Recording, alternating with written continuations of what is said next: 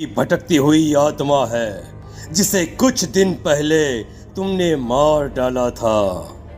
Mummy mummy, ये महाराज क्या कह रहे हैं? क्या सच में आपने किसी की जान ली है? किसी को मार डाला है? अगर हाँ तो बताइए ना मम्मी, किसको मारा है आपने? किसको? तुम्हारी माँ इतनी आसानी से सच नहीं बताएगी बेटा। इसने एक बच्चे की जान ली है। कहीं उसका नाम प्रशांत तो नहीं महाराज? वो मेरा दोस्त है, मेरा मतलब मेरा पड़ोसी है। सही पहचाना। देखा सविता, तुम्हारा खुद का बेटा भी जानता है कि तुमने किसी के प्राणों की बलि चढ़ा दी और इसीलिए अब उसकी बुरी आत्मा तुम्हारे घर में भटकती है। मुझे माफ कर दीजिए महाराज, मुझसे बहुत बड़ी गलती हो गई। प्रशांत हमारे पड़ोसी का बेटा था। हर बार उसके नंबर मेरे बेटे से ज्यादा आते थे और इसलिए मैंने उसके कमरे के बाहर काला जादू किया था, पर मुझे नहीं पता था कि वो मर जाएगा। तुम्हारे उसी काले जादू वाली गुड़िया के अंदर एक बुरी आत्मा थी जिसने उस बच्चे के दिमाग पर बुरा असर कर दिया और उसी की वजह से उस लड़के ने अपनी बालकनी से कूदकर आत्महत्या कर ली। इसकी वजह सिर्फ और सिर्फ तुम हो, तुम।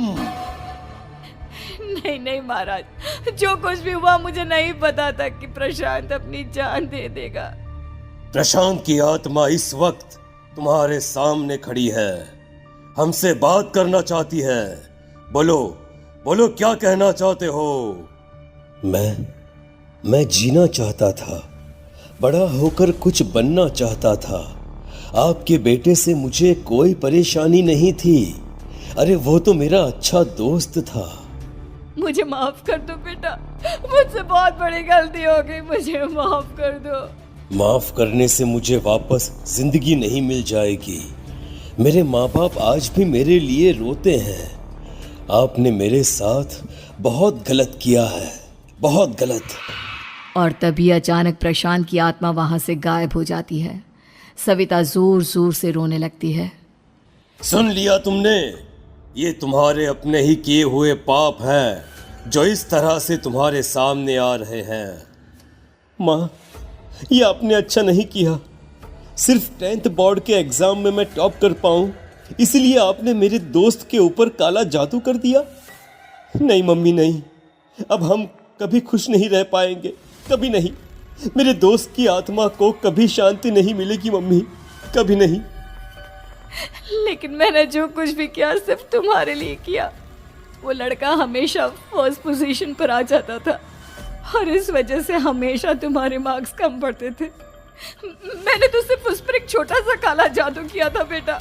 मुझे क्या पता था कि उसका ये नतीजा निकलेगा। जिस गुड़िया को तुमने उस लड़के के कमरे के दरवाजे पर लगाया था, दरअसल उसके अंदर एक बुरी आत्मा का प्रवेश हो गया था, जैसा कि अक्सर काला जादू करते समय हो जाता है। मुझे अपनी गलती का एहसास हो गया है। मैं प्रायश्चित करना चाहती हूँ, आप बताइए मैं क्या करूँ?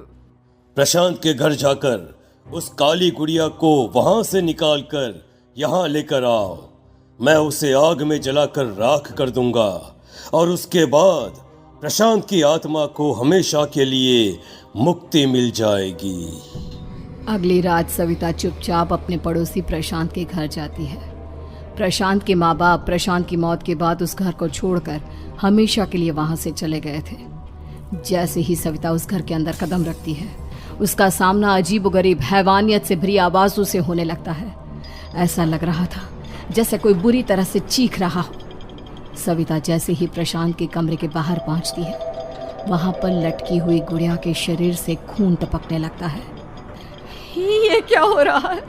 इस गुड़िया के शरीर से खून क्यों टपक रहा है? सविता हिम्मत करते हुए उस गुड़िया को वहां से उतारने की कोशिश करती है, लेकिन तभी अचानक से बहुत भयानक दिखने वाली औरत उसकी आंखों के सामने आकर खड़ी हो जाती है। मैं यहाँ से कहीं नहीं जाऊंगी और अगर तूने मुझे यहाँ से हटाने की कोशिश की तो मार डालूंगी मैं तुझे। नहीं नहीं, मुझे तुम्हें यहाँ से ले जाना ही होगा। नहीं तो मेरा बेटा, उसकी जान को खतरा है। मैं तुम्हें नहीं छोड़ सकती। अगर तुम्हारे अंदर हिम्मत है तो मुझे इस घर से बाहर ले जाकर दिखाओ। और ऐसा कहकर वो औरत सविता के ऊपर हमला कर देती है और उसे हवा में उछाल उछाल कर जमीन पर पटकती है। लेकिन तभी अचानक मौका देखकर सविता अपने हाथ में ली हुई सुई उसके हाथ में चुभो देती है। हाथ में सुई लगते ही वो औरत जमीन पर तड़पने लगती है। ये क्या किया तूने? ये क्या कर दिया? तुझे ऐसा नहीं करना चाहिए था। तांत्रिक ने मुझे कहा था कि तुझसे जीतने का सिर्फ यही एक तरीका है जिससे मैं अपने पापों का प्रायश्चित कर सकती हूँ और अपने बेटे की जान बचा सकती हूँ। और उसके बाद वो डरावनी दिखने वाली औरत एक छोटी सी जादुई गुड़िया में तब्दील हो गई और सविता ने उसे ले जाकर तांत्रिक को दे दिया। तांत्रिक ने जादुई गुड़िया को आग के हवाले कर दिया।